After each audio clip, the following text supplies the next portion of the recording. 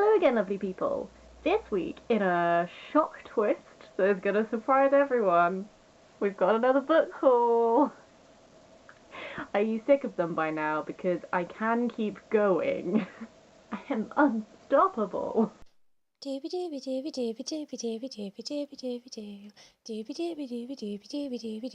Sophie Vlogs. This week's book haul comes courtesy of my birthday, which in current filming time is very recent. In online posting time may not be so recent. But I got some really cool books, so opportunity to share. First of all, I had a super duper lovely birthday.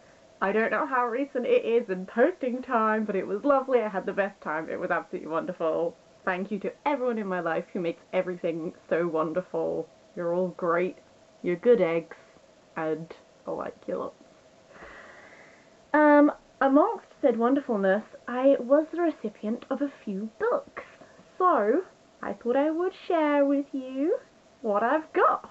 Okay, so I'm going to begin with the book that I am currently actually reading, and that is Wicked by Gregory Maguire, which I'm assuming you will know, seeing as the musical is so huge. I absolutely love the musical. It's definitely one of my favourite musicals of all time. It might pinch the #1 spot. It's sort of battling with a couple of other really good ones. But suffice to say, absolutely love it. I went to see it a few years ago and it was just amazing. And so I thought I should read the book. There tends to be this usual universal agreement that the book is always better than the film. And so I'm interested to see if the book is going to be better than the musical. I'm quite attached to the musical, so like, I don't quite know if that's going to happen. But I'm really interested to see. I am this far in, so not very far. It's already quite different. I mean, I'm obviously getting a lot of backstory that they can't fit into the musical because they have constraints. But it's really interesting to get a larger view of what this Oz looks like, and just the portrayal of Elphaba is really interesting so far. She's still a tiny baby, but it's interesting to see that, so I'm enjoying it so far. Next up is a book that I specifically asked for because I've been meaning to read it for years, and that is Fried Green Tomatoes at the Whistle Stop Cafe by Fanny Flagg, and I'm so excited. I can't put it into words. There is a film version of this book that I love with every fibre of my being. It is my ultimate, I love that film. Spoiler alert, I also got the film for my birthday because it's been years since I watched it, and that in itself is an absolute travesty. The film was one of those things that I sort of stumbled upon by accident because it was playing on the TV one day, and I sort of started watching it, and then I got really, really drawn in, and I just got really, really attached to the characters and the storyline, and then every time I knew it was going to be on TV, I'd make sure I would watch it, and we didn't record it, I just had to wait and see if it would ever come on TV again to see if I could ever watch it again. So I bought the DVD for a start because then I can watch it whenever I want. But I knew it was based off of a book anyway. However, the crucial thing about this book is, this is not really spoilery for the film, but the film takes the form of an elderly lady in a care home telling this story to this middle-aged woman who's going through a little bit of like a life crisis, and so she's like telling her this story of her cousin, and the cousin, Idgie, and I think it's Ruth, they're like really, really good friends, and they open up the Whistle Stop Cafe, and they make fried green tomatoes there, and it's glorious. And when you watch the film, my little baby by heart didn't realise that I was shipping them, but I was. Ship them I did. And apparently in this book, that's canon. We'll find out, but I'm thrilled if it is, because it's one of like my childhood OTPs that I didn't realise was an OTP because my poor little by heart hadn't yet realised the truth about myself or anything. But I'm excited, guys. I'm very, very excited. Following on, we have a book that was a gift from my mum, which is Letter to My Daughter by Maya Angelou. I have never read any Maya Angelou, and that is an absolute travesty. That is about to change because my mum read one of her poems and so loved it that I'm pretty sure she's ordered every single book that she has ever written, and those are arriving currently at the moment. But one of which is this, which is dedicated to the daughter she never had. She had sons, but she didn't have daughters. So my mum bought it for me as like she doesn't know, she hasn't read it previously, but she was so enamored with this poem that she just felt like I needed this. And she's got a copy, and we're both going to read them, and I'm expecting it to be just utterly wonderful. I listened to the Desert Island Disc that she did, and that was really interesting to hear her tell about her life and to listen to the music that is important to her. And she seemed like an absolutely wonderful person. So I'm excited to read this, I'm excited to read more of her work, and just to get to know her, because I do feel like it is a crime that I have not done so. So excitement. Another book that I'm exceedingly excited about, I'm excited about all of these books. People, you've bought good presents, like, birthdays are not about gifts, it's about like, ooh, people you love and that sort of thing. But that being said, people in my life, you've done bloody well. Very much appreciate your generosity. Thanks, guys. But, so, next up, present from my dad this time, we have Monsters of Men by Patrick Ness.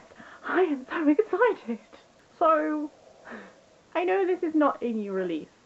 I know this series has been around for ages, and I know loads of people have loved it and read it. I only read the first book like last year. You can see I did a video on it. I'll link it somewhere around here, because I was like so taken by it. It made me forget what my reality was, and I thought this was my reality, and I was taken. And then I read the second one, and again, loved it. Loved where they're going with the plot, love how much it's changed, because I think sometimes authors, maybe if they find the thing that works, so they're like, oh, I'll just keep doing that thing. It happens a lot with TV as well. Whereas in this time, we've just gone places. We've just gone to so many places, and it's very full on, and I get very like adrenaline-y when I read these books, because I'm like, so much happens and I need to know. Suffice to say, I've read the first two books. This is the final book in the series, and now I own it. I can finally find out what happens, because we did not leave in a happy place. I was quite concerned, and now I need to set aside like it's just a day or something where I can just lose myself in this, and just, it's gonna be wonderful and probably a little bit stressful, and I'll probably have thoughts. I might make a video, but suffice to say, I'm super duper thrilled. For a completely different mood and type of book, I also have Dostoevsky's The Idiot. Just compare and contrast literature styles. Nonetheless, I'm less like, oh my god, I'm thrilled, but I'm still excited to read this. The only other Russian literature I've really read was Anna Karenina, which I really liked. Did get a little bit bored at the very end. The very last book could have ended a little bit sooner, but I overall really enjoyed it, super loved it, and I was like, oh, read more Russian literature, Sophie. Do that, that'll be great. I then failed to do that. And then my boyfriend mentioned that this is his favourite book. And I thought to myself, Sophie, how can you really know a person unless you have read their favourite book? So, The Idiot. I know very little. I'm supposed to know very little. Please don't tell me anything, because I'm going to go into it with just eyes, not closed, eyes open. I don't know, there's a phrase there. Essentially, I'm just gonna like throw myself in, I'm gonna have a read. It's less long than Anna Karenina was, and I've never read any Dostoevsky, so this is just gonna be my like, ooh, how do I still feel about Russian literature book. We shall see. And last, but absolutely not least, we have something I was very excited about, because I did actually buy this for myself and then ask someone to give it to me as a birthday present, because I could not walk away from it. The Greek Myths by Robert Graves. Folio Society edition. Let's take a moment, shall we? I spotted this in the window of Oxfam Bookshop on Park Street, which is one of my favourite places. We've all established this. It was just sat there, nestled in the window for £10. £10, I tell you, for 2 books, which have covers this beautiful thing. Yes, yes. And then, like, there was somewhere, she says confidently, and then fails to find. Oh my god. Okay, well, first of all, we've got gorgeous map. I love me a good gorgeous map. It has beautiful illustrations scattered, peppered throughout, if you will, and obviously seminal text, very widely known and read.